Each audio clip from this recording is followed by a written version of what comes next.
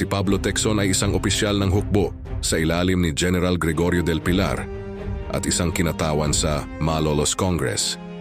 Siya ay hinirang na gobernador general ng Bulacan kasunod ng digmaang Pilipino-Amerikano. Kinalaunan ay nagsilbi bilang Insular Secretary ng Philippine Bureau of Agriculture. Si Pablo Tecson ay isinilang noong July 4, 1858 sa San Miguel de Mayumo, Bulacan, ang anak ni Tiburcio Tecson at Paula Ocampo. Nag-aral siya sa San Miguel at sa bandang huli ay sa Colegio de San Juan de Letran sa Intramuros, Maynila, kung saan natapos niya ang kanyang Bachelor of Arts. Si Tecson ay nagtrabaho bilang isang manunulat para sa isang magasin sa panahon ng Espanyol. Ang Pahayagan Patnubay ng Katoliko sa Malolos, Bulacan ang unang publikasyon nito noong April 1890.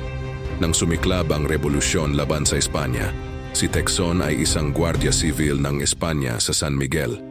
Noong 1896, isa si Tecson sa nagtatag ng sangay ng Katipunan sa Araw na pinamamahalaan mula sa San Miguel.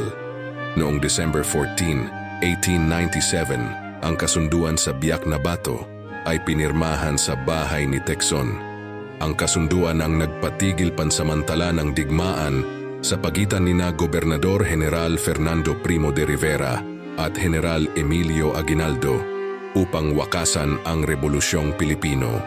Si Aguinaldo at ang kanyang mga kapwa-revolusyonaryo ay binigyan ng amnestiya at salapi at sumang-ayon na ipatapon sa Hong Kong.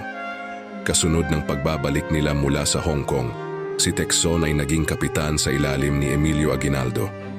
Kasunod ng sigaw ng Nueva Ecija, nakipaglaban siya kasama nina General Manuel Tinio at General Francisco Macabulos at kinalaunan ay naging Brigadier General sa ilalim ni Del Pilar.